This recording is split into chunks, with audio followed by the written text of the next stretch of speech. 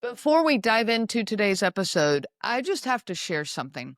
This is something that left me completely speechless in the best way possible. So, I run a Facebook group called the Covert Narcissism Group, and I say it's a team. We have a whole team of moderators now that run this group, and this group is amazing. If you're looking for a place to find the support you need when dealing with covert narcissism, this is the place. And one of our incredible members recently got a tattoo of the original CNG logo. Now, I say original, it's the one I'm still using, but it's the one I sketched by hand 8 years ago. I just drew it on a piece of paper back when this journey was just beginning. She said that the podcast and this group has been her lifeline, her solace, her everything. And you know what? That just hit me right in the heart. I mean, I remember the day that I sketched that logo on a small piece of paper. I was simply longing for connection. I just wanted, people who get it, people who knew what it felt like to walk through this fog of covert narcissistic abuse and to rise very shaky, but yet very determined on the other side. This logo is just an image of people with their arms around each other. And so it's looking from the top and it's heads with these arms around each other because I so longed for community and that is my drive in life. I never imagined that this would turn into a movement, a community like it has, an army, as she put it in her Facebook post. And I'm honored to be standing alongside of every one of you, every single person that's listening to this podcast or in the Facebook group. So if you're listening today and you're wondering if your healing matters, I'm going to tell you, yes, it does. If you're wondering if your voice matters, it absolutely does. You're not alone in this, and you and I are all part of something that's much bigger than we are. Keep going, keep growing, and hey, I might even join this tattoo club myself. I've never gotten a tattoo, but now I am seriously considering it. Now let's dive into today's episode. This is one of the hardest topics that I've ever talked about. One of the most requested, and especially here lately, I'm getting a lot of requests. This came from a heartfelt email that I received here recently from a listener, but I've gotten many requests on this very topic. This listener, she wrote, I wanted to ask you whether you have any support or clarity to provide regarding adult children. She says, I'm now in the process of removing myself from his web. They're still living together. And my 21-year-old daughter, who lives with us, seems to have been recruited by him, seems to have sided with him on blaming me for much of the dysfunction at home and for causing a rift between her and her dad. The writer goes on to say, I am confused and heartbroken. I don't understand, and I don't know why this has happened since I was her protective parent since day one.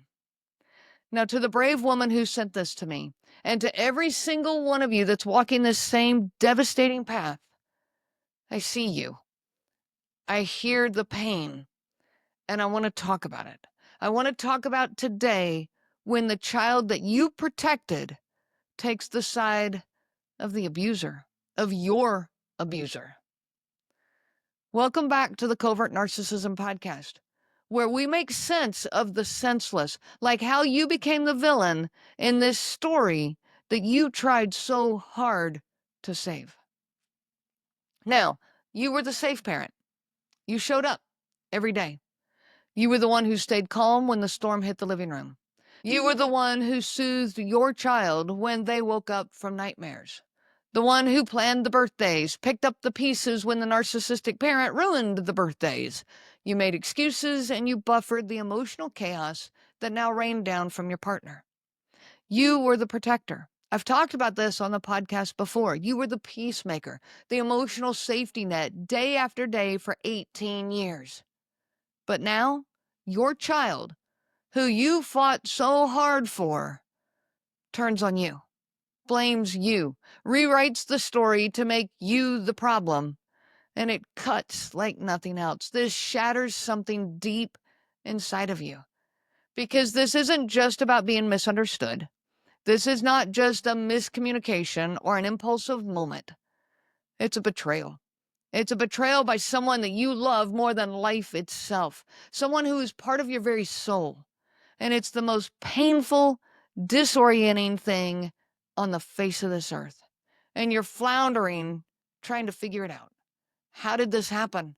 What did I do wrong? Now, let me clearly say this to you.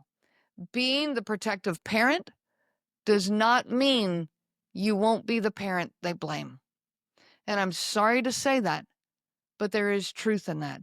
Just because you're the protective parent does not mean that they won't turn against you and that they won't blame you. This is unfair, 100%. It's twisted, it's backwards, it's heartbreaking, it's crushing, but it is tragically common in the aftermath of covert narcissistic abuse. So I want to try to make sense of this, because understanding the why, while it won't take the pain away, it can give you some clarity and maybe even some peace and some hope. Now, I want to tell you, please hear my words.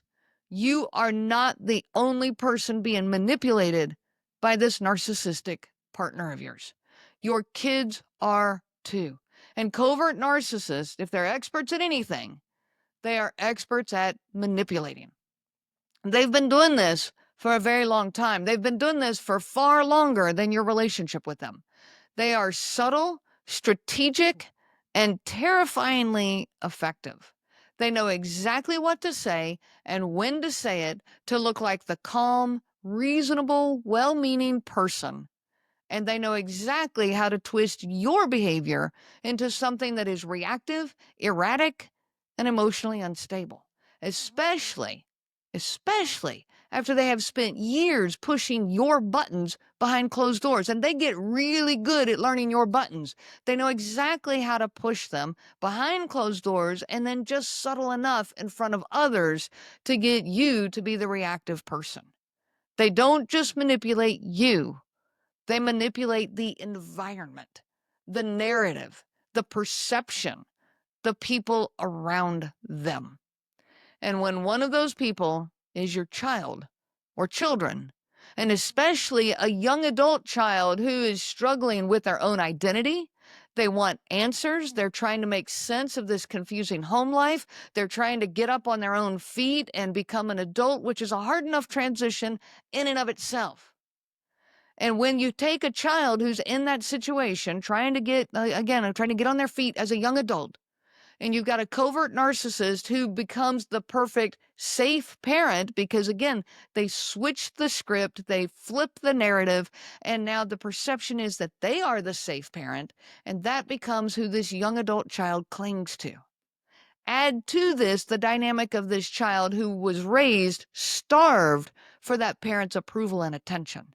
And finally, they're getting it. So here's the heartbreaking irony. You were the safe parent. You were the anchor. You held the line. You held the family together. You absorbed the pain. And while you did, you probably looked tired, frustrated, anxious, overwhelmed, confused. And if your child was never told the full story, they never saw the abuse, they never knew how hard you were working to protect them, then they are incredibly vulnerable to believing the narcissist version. And that's the problem. You see, covert narcissists, they're expert image managers. They often appear calm, charming, reasonable. We've talked about that a lot, especially when they compare that to an exhausted, emotionally raw parent who's been holding it together for 18 years. Covert narcissists, they also are masters at emotional triangulation. They create these loyalty binds, okay, with these kids, where siding with one parent feels like you're betraying the other. The covert narcissistic parent makes the child choose. They put them in the position to choose. While you may not be doing that, you may not be putting your child in the middle, I assure you that the covert narcissist is. And they stack the deck in their favor by playing the victim. Your mom, she just never forgave me. She always hated me and always was so reactive. I tried, but she just kept pushing me away. This isn't about me. It's really about her anger. And I say her in regards to this story being the mom, but it could just as easily be the dad. Now, let's be honest. Many of us, the ones here listening to this podcast, we didn't want to be the parent who spoke the hard truth to our kids. We didn't want to burden our children with adult problems. And there's nothing wrong with that. In fact, that's a good thing. So we stayed quiet, we swallowed our pain, and we hoped that they would just feel loved and protected. You spent years not telling your child the full story. I know I didn't. I didn't tell them what was going on behind closed doors. I didn't tell them about all the different times that I stepped in to protect them and buffer the situation and try to, create a safe environment for them in the middle of this chaos. We're protecting them from the truth about what's really going on in that home. Meanwhile, your narcissistic partner, they are busy telling their version. Their carefully crafted version, blame shifting and dripping with this false victimhood. And your child is caught in this narrative war, but only one side is writing the script. Now, this is not because you failed. You showed up for them as a parent in a way that a parent should. It's because the covert narcissist is really, really good at what they do. And you refuse to stoop to their level and throw your kids into the fire. But that's exactly what they're doing. Now, this is what I call the second betrayal. See, the first betrayal was the abuse itself. The gaslighting, the emotional abandonment, the betrayal of this person who promised to love and protect you. And it didn't happen. But this is something very different. This is the child that you tucked in at night, the one you shielded from the storms, the one you loved and cared for, and they are now turning to you and saying, this is your fault. You're the one tearing the family apart. And that burns deep in your soul. I want to share a story of a client of mine, and we're going to call her Marie. This is the story about a woman who, she's in her late 40s. She's a devoted mother of two. And she's someone who spent over 20 years in a covertly abusive marriage. She never raised her voice at her children. She packed their school lunches, planned their birthday parties, stayed up through the night during fevers and heartaches. She did everything she could to keep the peace.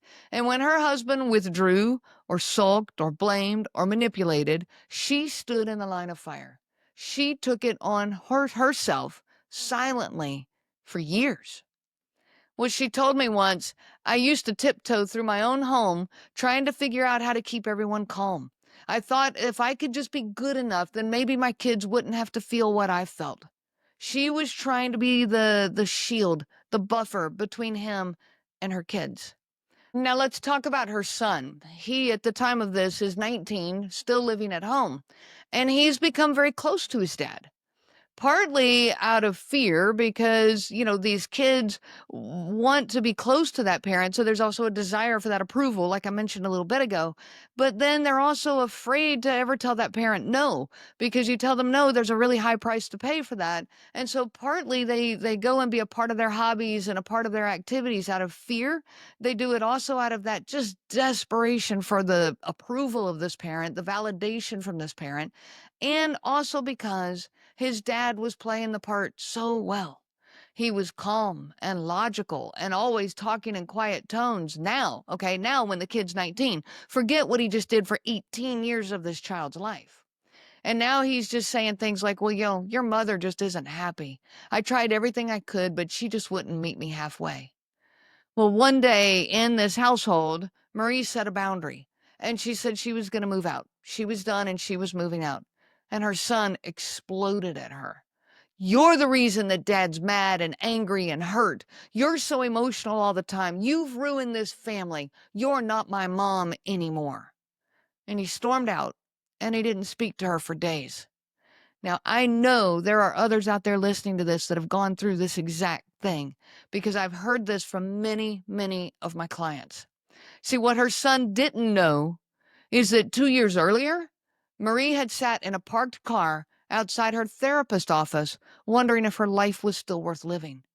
She was completely drained from the constant gaslighting, the silent treatment, the way her husband blamed her for everything all the time, and he was the one threatening to leave anytime she spoke her own thoughts and feelings. She had contemplating ending her own life, not because she wanted to die, because she was so tired of surviving. She didn't tell that to her son. She couldn't. She still wanted to protect him from how dark it had really gotten. So instead, she just nodded quietly and took, yet again, another blow. This is that second betrayal.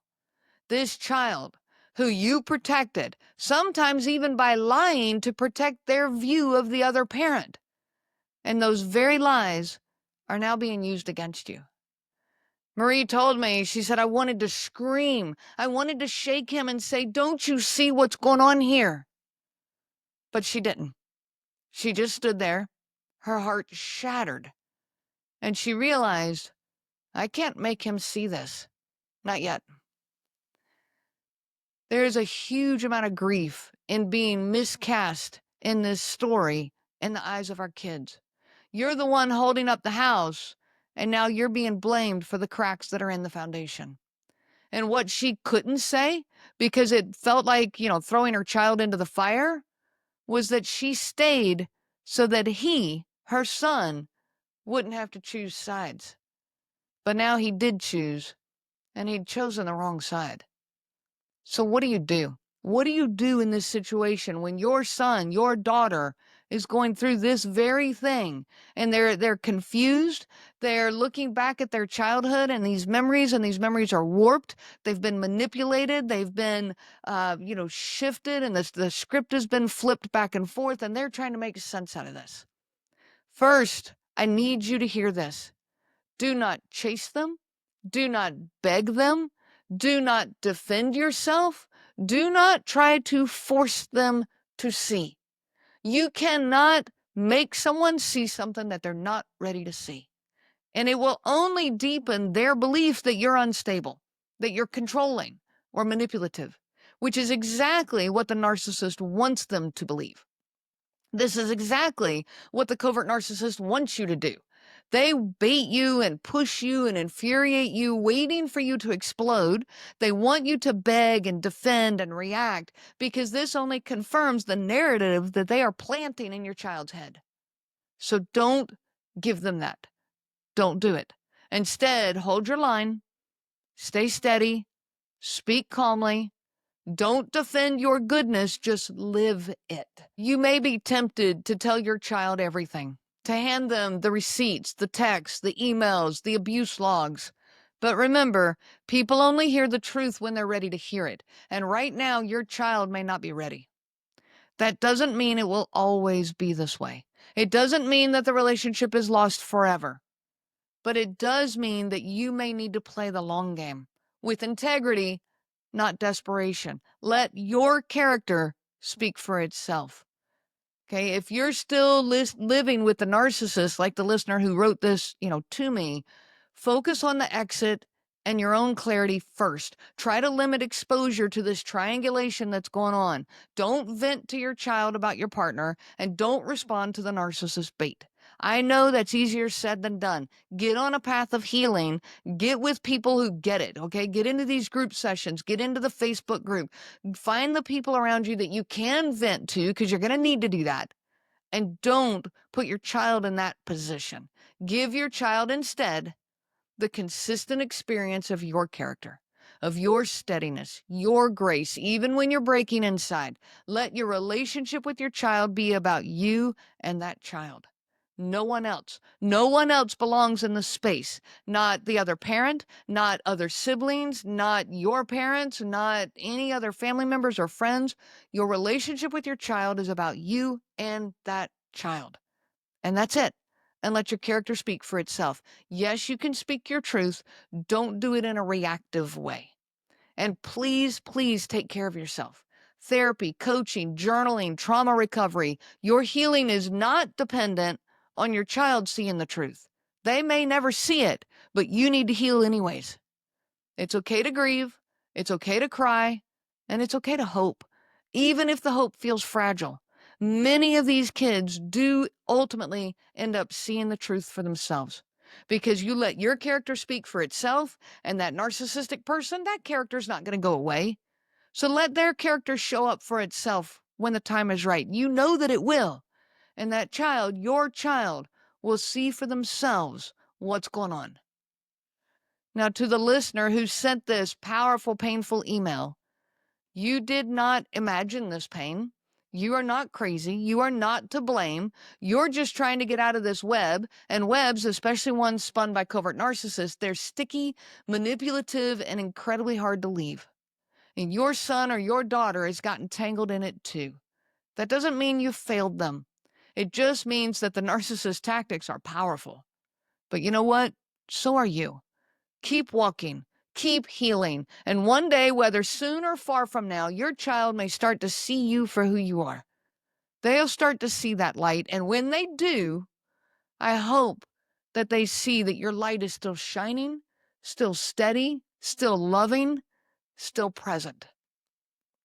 If this episode speaks to you, I want to encourage you to stay on that path of healing. It is not an easy path. I get that. And especially when it's layered with this second betrayal of your own children. It's layered with grief, loss, complexity that most people will never see, let alone ever understand.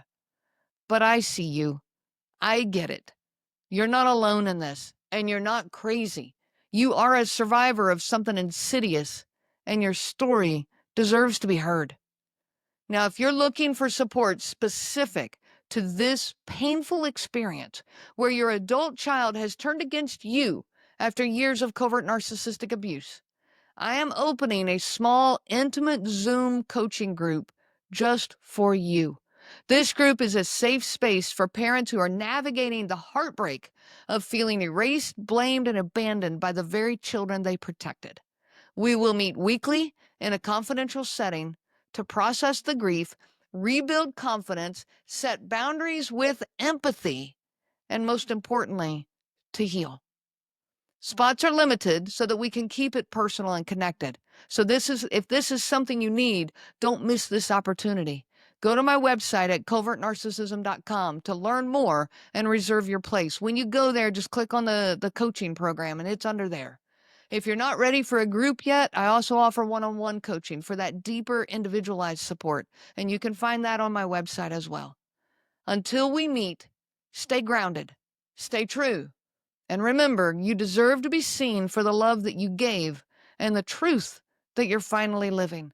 Let your character speak for itself. You have nothing to prove to anyone. I wish you so much peace on your journey of healing. The information provided by RENEE Swanson, Covert Narcissism Podcast, and CNG Life Coaching is for educational purposes only and is not to be used for diagnosis purposes. It is not intended to be a substitute for clinical care. Please consult a healthcare provider for guidance specific to your case. This material discusses narcissism in general. RENEE shares stories from her personal experience as well as from those that she has worked with for several years. Her material does not claim that any specific person has narcissism and should not be used to refer to any specific person as having narcissism. Permission is not granted to link to or repost this material to support an allegation or support a claim that any specific person is a narcissist. That would be an unauthorized misuse of the material and the information provided. Thank you.